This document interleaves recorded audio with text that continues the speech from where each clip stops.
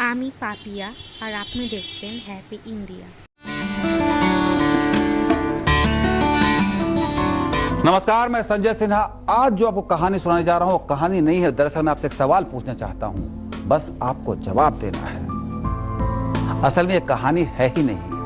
मेरे एक मित्र ने ऑस्ट्रेलिया से मेरे पास एक संदेश भेजा जिसमें उन्होंने लिखा कि पिछले रविवार मेलबर्न के एक मॉल के बाहर उन्होंने एक बुजुर्ग को बहुत देर तक यूं ही खड़े देखा। बुजुर्ग घंटों खड़े रहे। तो मेरे मित्र के मन में सहज जिज्ञासा हुई कि आखिर ये है कौन। उन्होंने आसपास के लोगों से पता किया तो पता चला कि ये सज्जन हर रविवार इस मॉल के बाहर आते हैं और घंटों यूं ही खड़े रहते हैं। बुजुर्ग की उम्र करीब 80 वर्ष है और वह पिछले 20 वर्षों से लगातार सर्दी, गर्मी, बरसात हर रविवार यहाँ आते हैं और यूं ही खड़े रहते हैं। मेरे मित्र की जिज्ञासा बढ़ी तो उन्होंने और पता किया। जो पता चला वो बेहद दिलचस्प था। इन बुजुर्ग सज्जन का अपनी पत्नी से 20 साल पहले तलाक हो चुका है, पर उनकी पूर्व पत्नी अक्सर रविवार को मेलबर्न के इस मॉल में अपने नए पति के साथ खरीदारी करने आती हैं। बुजुर्ग उनसे कोई बात नहीं करते, लेकिन पिछले 20 वर्षों से हर हफ्ते वो इस उम्मीद में मॉल के बाहर खड़े रहते हैं कि उनकी तलाकशुदा पत्नी की एक झलक दिख जाएगी। मेरे मित्र के इतना लिखे में एक सवाल छिपा है कि क्या ये प्यार है, और अगर ये प्यार है तो फिर तलाक हुआ ही क्यों। मेरे मित्र की इस कहानी में या संदेश में जो सवाल छिपा है वही सवाल बेताल की कहानी में भी छिपा था। कहानी इस तरह है। अनंग मंजरी नामक एक सुंदर कन्या की शादी व्यापारी मणि वर्मा के साथ हुई थी, पर अनंग मंजरी अपने पति से नहीं बल्कि पुरोहित के बेटे कमलाकर से प्यार करती थी। प्यार का अजीब त्रिकोण था। पति पत्नी से अथाह प्यार करता था, पत्नी किसी और से प्यार करती थी। पति एक दिन व्यापार के सिलसिले में कहीं बाहर गया तो पत्नी ने सहेली की मदद से अपने प्रेमी कमलाकर को बगीचे में मिलने के लिए बुलवा लिया। शाम को मिलन का समय तय हुआ। अनंग मंजरी अपने प्रेमी से मिलने बगीचे में पहुंच गई। जैसे ही उसका प्रेमी कमलाकर वहां पहुंचा, अनंग मंजरी खुशी के मारे मर गई। उधर कमलाकर भी अपनी प्रेमिका से मिलने को व्याकुल होकर दौड़ा तो उसके दिल की धड़कन भी बंद हो गई। दोनों बगीचे में मृत पड़े थे कि व्यापारी मणि वर्मा वहां पहुंच गया। अपनी पत्नी को इस हालत में देखकर वो भी दुख से वहीं मर गया। तीनों मर चुके थे। बेताल ने राजा विक्रमादित्य से सवाल पूछा था कि राजन, ये बताओ कि तीनों में से विराग में सबसे अधिक कौन डूबा था। राजा विक्रमादित्य ने जवाब दिया कि अनंग मंजरी का पति मणि वर्मा विराग में डूबा था। वो प्यार में अंधा था क्योंकि अपनी पत्नी को पराये आदमी से प्यार करते देखकर वो शोक से मर गया था। अनंग मंजरी और कमलाकर तो पाने की खुशी में मरे थे। पाने की खुशी में मर जाना बड़ी बात नहीं, पर खोने के शोक में मर जाना विराग में अंधापन है। अरे जो अपना है ही नहीं उसके लिए कैसा शोक। अब आपसे संजय सिन्हा का सवाल यह है कि क्या वो बुजुर्ग सचमुच अपनी पूर्व पत्नी से बहुत प्यार करते हैं जिसे 20 साल पहले उन्होंने छोड़ दिया था, और अब उसकी एक झलक पाने के लिए वो बेताब रहते हैं।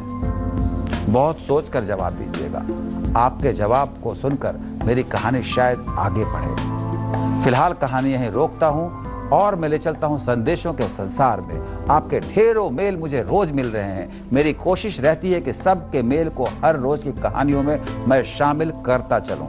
आज शुरुआत करता हूं।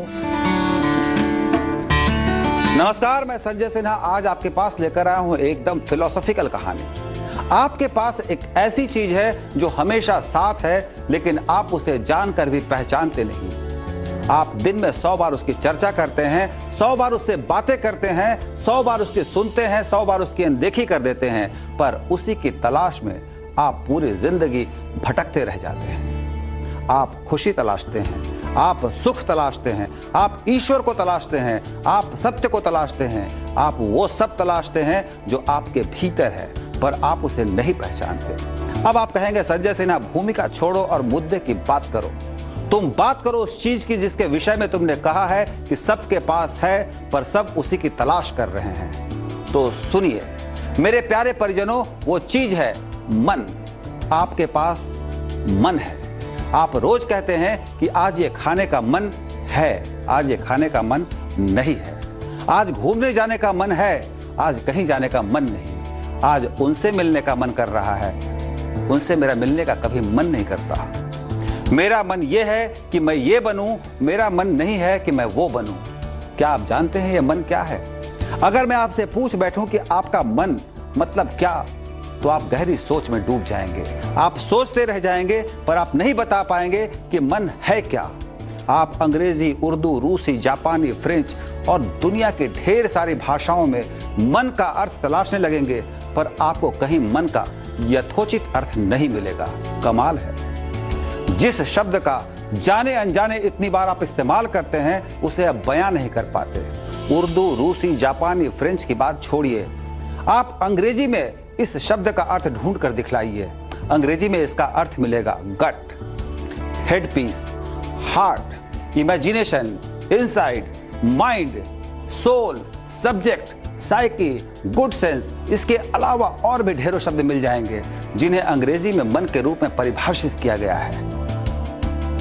पर आप ये जानते हैं कि आप जब ये कह रहे होते हैं कि मेरा मन नहीं मान रहा, तो इसका मतलब अंग्रेजी के किसी एक शब्द के करीब से होकर भी नहीं गुजर रहा होता है। जैसे ही आप किसी को देखते हुए कहते हैं कि तुम्हें देखते ही मेरा मन खिल गया, तो क्या आप इसे गट, हेड पीस, हार्ट, इमेजिनेशन के करीब कहीं पाते हैं? नहीं। इसका मतलब मन वो भाव है जो आपका सबसे बड़ा साथी है, और आपका सबसे बड़ा साथी आपका ईश्वर है। धर्मशास्त्रियों ने ईश्वर को एक माना है। मुझे लगता है कि परमात्मा 7 अरब हिस्सों में बांटकर दुनिया के 7 अरब आबादी के रूप में, आत्मा के रूप में समाहित है। यही मन है।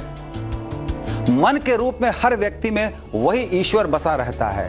इसीलिए जब हम कोई गलत काम करते हैं तो हमारा मन कहता है कि यह गलत है। जब हम कोई बुरा काम करते हैं तो हमारा मन एक बार उसे करने से रोकता है।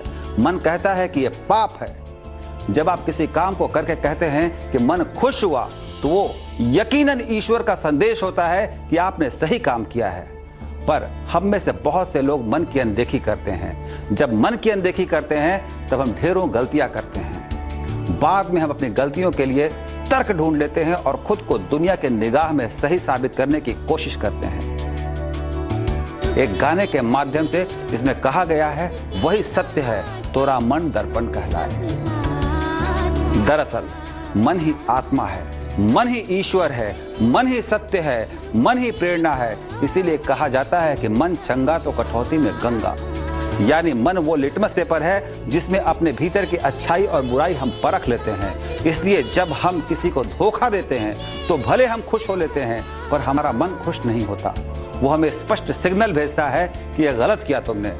हम उसकी अनदेखी कर देते हैं। जब हम उसकी अनदेखी कर देते हैं तो कैमरे के सामने खींची जाने वाली तस्वीर भले दुनिया को मुस्कुराती हुई दिखती हो, पर हकीकत में मन उदास होता है। जब हम उसकी अनदेखी कर देते हैं तो दुनिया के सामने हम भले अपने रिश्तों के बीच घिरे रहते हैं, पर हकीकत में हम तन्हा होते हैं। जब उसकी हम अनदेखी कर देते हैं तो भले हम विश्व विजेता होते हैं, पर दरअसल हम हारे हुए होते हैं। जब हम उसकी अनदेखी कर देते हैं तो भले हमारा चेहरा चमकता हुआ नजर आए, पर वो होता बुझा हुआ है। मन को पहचानिए, वो आपका सबसे बेहतरीन दोस्त है। अपने दोस्त के बारीक संदेशों को पढ़ने और समझने की आदत डालिए। वो जो कहेगा सही कहेगा। जरूरत है उसे कहे को सही मायने में पढ़ पाने की। याद रखिए, मन का दोष ही तन भुगतता है। मन जो कहता है, तन उसका वाहक बनता है। जो मन की बात सुनते हैं और ठीक से समझते हैं, वो कभी गलत हो नहीं सकते। मन को तलाश लिया मतलब ईश्वर को तलाश लिया। मन आपके तन का पहरेदार है। मर्जी आपकी कि आप उसे कितना सजग रखते हैं। मन सजग नहीं रहा तो चोर तो तन में घुस ही जाएगा। मन के पहरेदार को मजबूत कर लीजिए, जिंदगी सुखद हो जाएगी। आज के लिए इतना ही। कल मैं फिर आऊंगा एक नई कहानी के साथ। तब तक के लिए अपने दोस्त संजय सिन्हा को विदा दें। नमस्कार। এই চ্যানেলটির প্রতি আপনার আগ্রহ আমাকে আরও উৎসাহিত করবে। ধন্যবাদ।